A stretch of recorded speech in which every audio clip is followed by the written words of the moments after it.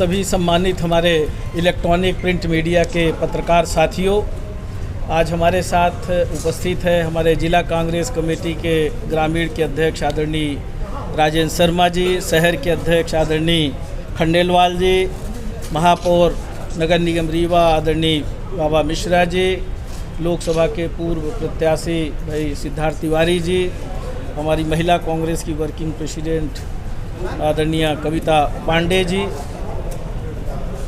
आप और हमारे पार्टी संगठन के पदाधिकारी यहाँ पर उपस्थित हैं। ब्राह्मण है, राजेंद्र शुक्ला को संभवतः ब्राह्मण वोट लेने के मकसद से बीजेपी ने मंत्री बनाया होगा, उसके कांग्रेस को साइड इफेक्ट क्या होंगे? देखिए, क्या उनका खेल है, पुराना कुछ परसेंटेज का खेल था, क्या चक्कर है, मुख्यमंत्री जी के बड़े करीबी है सुना है, तो कौन सा हिसाब किताब बाकी रह गया है, क्यों बनाया है 1.5 महीने के लिए, जब पूरे प्रदेश को पता है कि विदाई समारोह इस सरकार का होने वाला है। तो कहीं ऐसा तो नहीं, हमने तो देखा है कि जितने भी इतने अल्प समय के लिए मंत्री बने हैं वो विधानसभा में पहुंचे नहीं हैं। तो ये राजेंद्र शुक्ला जी की विदाई करना चाहती है सरकार, भारतीय जनता पार्टी। मुझे नहीं लगता कि 1.5 महीने के लिए कौन सी ऐसी आपत्ति आ गई थी कि ये मंत्री पद स्वीकार कर लिया।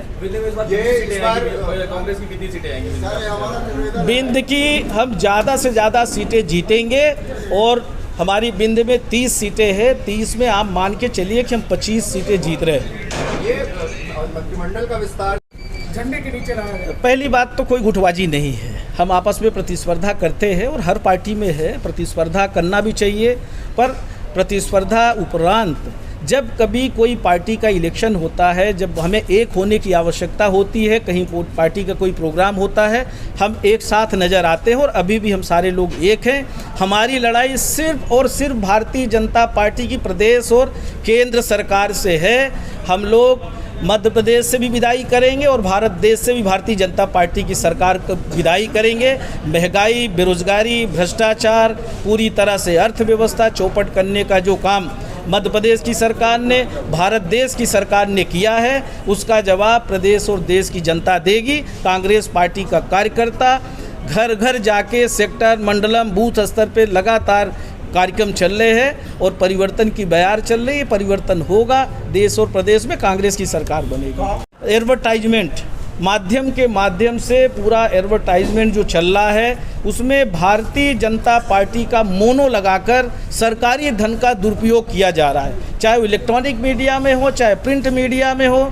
सरकारी योजनाओं का, चाहे विकास पर्व का एक महीने पूरा चला कार्यक्रम, उसमें भी पूरी तरह से भारतीय जनता पार्टी का मोनो लगा के हम तो मांग करते हैं निर्वाचन आयोग से कि इसकी रिकवरी होनी चाहिए। जिस तरह से किसी भी पार्टी का सिंबल नहीं लगा सकती सरकार अपनी योजनाओं का, ठीक है, एडवर्टाइजमेंट करिए, पर आप किसी पार्टी का, जिस पार्टी की सरकार है, सरकारी धन में नहीं कर सकते। ये बहुत बड़ा करप्शन है, इसमें तो FIR दर्ज होना चाहिए सरकार के खिलाफ, कानूनी कार्रवाई होनी चाहिए। ये जो सरकार करप्शन की चल रही है ये बदलने के लायक है और मुझे जितना समझ में आ रहा है पूरे प्रदेश में जाने का अवसर मिलता है, पूरे प्रदेश में प्रदेश की जनता ने पूरी तरह से मन बना लिया है कि मध्य प्रदेश में कांग्रेस की सरकार बनेगी और 175 से ज़्यादा सीटें कांग्रेस जीतेगी और मध्य प्रदेश में पूरी मेजॉरिटी के साथ कांग्रेस की सरकार बनेगी। हम लोगों की पूरी तैयारी है, पूरी एक्सरसाइज हो चुकी है, लगभग मीटिंग का दौर भी चल रहा है। अभी हमारे जिला अध्यक्ष, ब्लॉक अध्यक्ष, हमारे स्क्रीनिंग कमेटी के चेयरमैन, प्रभारी जो नए बने हैं उनके साथ 3-4 दिन अभी लगातार संवाद भोपाल में चलेगा। 2 तारीख से 5 तारीख तक लगातार संवाद है। उसके बाद स्क्रीनिंग कमेटी की बैठक होगी और जब उचित समय होगा उस समय कैंडिडेट अनाउंस कर दिए जाएंगे। विधायकों को तैनात कर दिया गया है विंध्य संभाग में भी, अलग अलग सीटों पे, आपकी सीट पे भी उत्तर प्रदेश, गुजरात और बिहार के विधायक आके देख रहे हैं कि जब यहाँ के स्थानीय विधायक, जब यहाँ के स्थानीय नेता कुछ नहीं कर पाए तो ये वैसे ही होगा जैसे अच्छे दिन का नारा दिए थे और चौकीदार ने पूरी जिम्मेदारी ले दी थी, ये उसी तरह को होने वाला है। और ये बाहर के लोग कुछ नहीं कर पाएंगे, जब यहाँ के फेल हो गए तो बाहर का आदमी क्या करेगा? ये पिछले विधानसभा में क्या कहेंगे सर? जी, अभय मिश्रा पार्टी छोड़कर चले गए, क्या कहेंगे? अब जो चला गया उसके बारे में क्या बात करना? नगर निगम का इलेक्शन आप लोग जीते, तो कहीं ना कहीं बीजेपी इंटरनली इस डैमेज को कंट्रोल करने के लिए रीवा सीट से विधायक उनको फिर से मंत्री बनाने के लिए होती है। अब कुछ भी कंट्रोल करने के लिए बनाया होगा, पर अब पूरी सरकार ही अनकंट्रोल चल रही है। ये सरकार कंट्रोल से बाहर है। ये खरीद फरोख्त की सरकार है, कानून की हत्या करके सरकार बनाई है। जो हमारा संविधान है उसको तहस नहस करके सरकार बनाई है। आप देखते जाइए, अभी कितने जो आए हुए विधायक थे जो दूसरे दल से आके हमारे साथ जो थे और किस तरह से भाजपा में गए, मंत्री बन गए, विधायक बन गए। अभी तो सबका आप देख ही रहे हैं, अभी जो कितना जो टिकट डिस्ट्रीब्यूशन हुआ है उसमें क्या हालात है, कितने सारे लोग भगदड़ मची हुई है। तो ये पूरे प्रदेश में यही हालात है। यहाँ भी कोई फर्क नहीं पड़ने वाला 1.5 महीने में। यहाँ की जनता बहुत समझदार है। सबसे पहले तो हम शीर्ष नेतृत्व का धन्यवाद करना चाहेंगे, आदरणीय श्रीमती सोनिया गांधी जी का, आदरणीय खड़गे जी का, आदरणीय राहुल गांधी जी का, जिन्होंने हमारे ऊपर विश्वास करते हुए एक कार्यकर्ता को, सामान्य व्यक्ति को बहुत ही महत्वपूर्ण जिम्मेदारी कांग्रेस वर्किंग कमेटी में जो जगह दिया है, ये हमारे लिए बहुत गौरव की बात है। और हम उनके प्रति आभार भी प्रकट करते हैं। और आप सबके माध्यम से हमारे जो रीवा संभाग के, खासकर हमारे सीधी विधानसभा क्षेत्र के साथ साथ रीवा संभाग के जो हमारे पार्टी के नेता हैं, कार्यकर्ता साथी हैं, उन सब के कहीं न कहीं प्यार और स्नेह की वजह भी एक हो सकती है कि जो हमें इतनी महत्वपूर्ण जिम्मेदारी शीर्ष नेतृत्व ने दिया है। हम उनको भी याद करना चाहते हैं जो आज हमारे बीच में नहीं है, जिन्होंने विंध्य संभाग को, हमारा रीवा डिवीज़न जो शहडोल और रीवा दोनों मिल के पहले संभाग था, इसको हमेशा राजनीति में गौरवान्वित करने का काम किया है। स्वर्गीय दाऊ अर्जुन सिंह जी, स्वर्गीय श्री निवास तिवारी जी, स्वर्गीय श्री कृष्णपाल सिंह जी, पंडित रामकिशोर शुक्ला जी, स्वर्गीय गुलशेर अहमद जी, पूजनीय पिताजी हमारे श्री इंद्रजीत कुमार पटेल जी, ये हमारे बीच में ऐसे महान नेता रहे हैं जिन्होंने हमेशा विंध्य संभाग के डेवलपमेंट में, हमारे रीवा संभाग के विकास में बहुत महत्वपूर्ण भूमिका निभाई है। प्रदेश और देश में भी नाम रोशन किया है।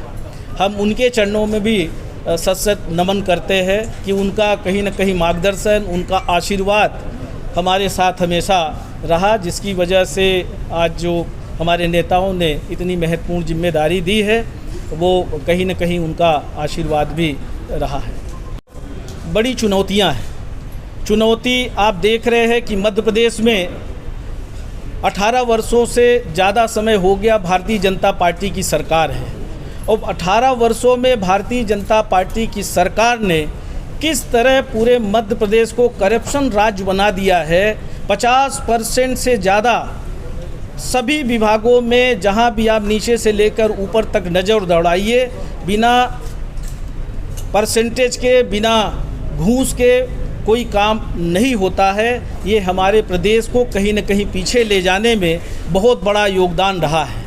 और तो और जब चुनाव नज़दीक आता है, जो 18 वर्षों में काम नहीं कर पाए, एक तो सबसे पहले उन्होंने एक खरीदी हुई सरकार बनाई और ऐसे 50% से ज़्यादा करप्शन वाले मंत्री, जैसा 50% करप्शन चल रहा है उसी तरह के 50% मंत्री, खरीदे हुए मंत्री मध्य प्रदेश सरकार में काम कर रहे हैं।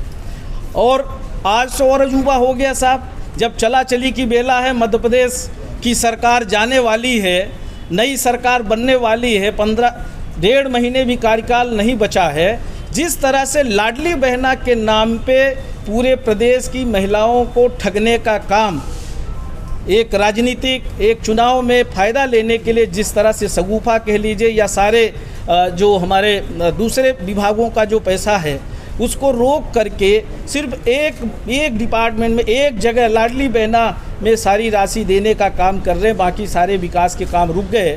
उसी तरह जिस तरह से लाडली बहना से ही हम तुलना करेंगे, जो 3 मंत्रियों को अभी सिर्फ वोट की राजनीति के लिए 1.5 महीने में कौन सा ऐसा विकास कर लेंगे, 1.5 महीने में मंत्री बनाने का क्या औचित्य है।